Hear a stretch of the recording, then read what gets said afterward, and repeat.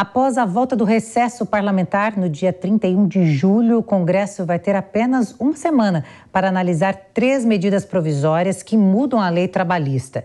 Os textos caducam no dia 7 de agosto e um deles se refere à MP do trabalho híbrido, que traz mais segurança jurídica a quem trabalha de maneira remota.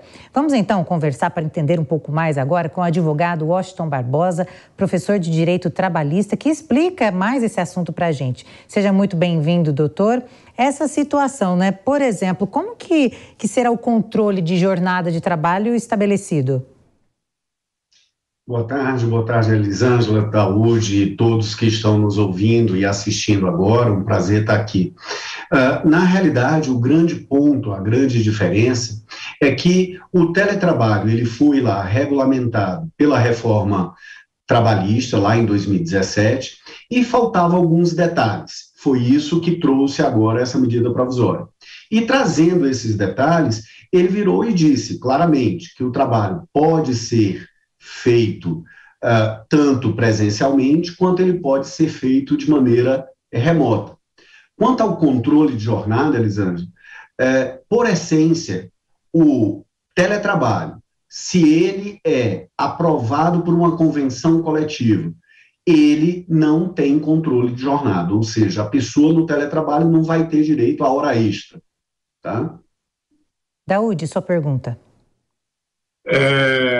Doutor Washington, a minha pergunta é se, após a pandemia, né, a informalidade que vai permitir, né, que permite o tele, né, o trabalho, você trabalhar de casa, isso pode aumentar? Isso já é uma realidade, né? Hoje, a maior parte das empresas já está trabalhando de maneira remota, ou então o que a gente chama desse trabalho híbrido, né? Algumas pessoas trabalhando remotamente, em casa, utilizando a tecnologia, outras pessoas ficando no local de trabalho fixo, né? Trabalhando presencialmente. E ainda há as situações em que você fica em casa a maior parte do tempo e em alguns dias na semana, ou mesmo quando for necessário, você pega e vai para a empresa fisicamente. Eu entendo, Daúde, que isso só tende a crescer.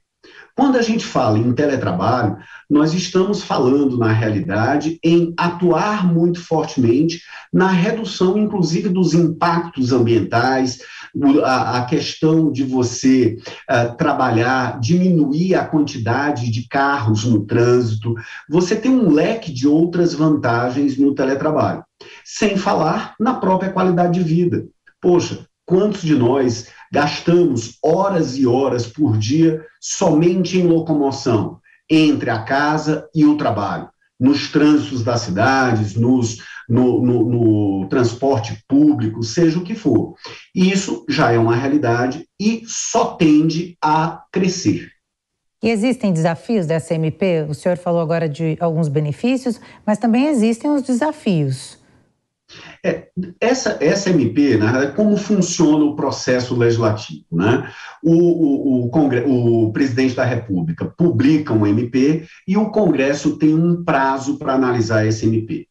Essa MP, em tese, deveria ter até uma comissão especial para lidar com ela. Isso há muito tempo não tem tido. E aí é designado um relator. Já aqui o relator apresentou, né, que é um deputado, apresentou o seu relatório, o seu parecer, onde ele faz algumas alterações. E aí vem algumas coisas bem delicadas. Primeiro, a medida provisória estabelecia de maneira clara a diferença entre o tipo de trabalho que haveria controle de jornada e o tipo de trabalho que não haveria controle de jornada, mesmo se ele fosse exercido em teletrabalho. Era o caso do trabalho por produção ou tarefa, sem controle, e o trabalho por jornada, com controle, tá?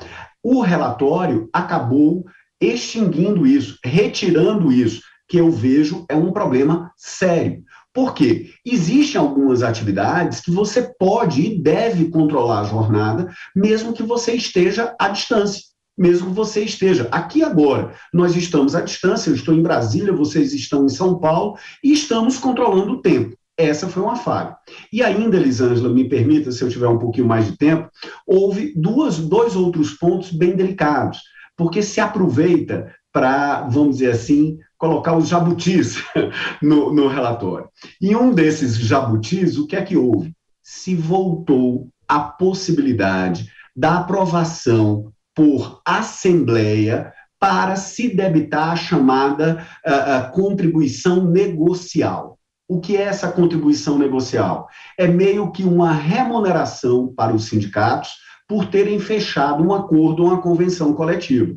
Eu vejo que isso foi um retrocesso, porque a própria reforma trabalhista ela extinguiu o imposto sindical, a contribuição sindical obrigatória, e disse que essa questão das cláusulas da taxa de convencional, ela só seria paga se tivesse a autorização expressa da pessoa. Então, esse foi um ponto delicado. Doutor, muito obrigada pela sua participação aqui no Headline News. Eu que agradeço, sempre à disposição.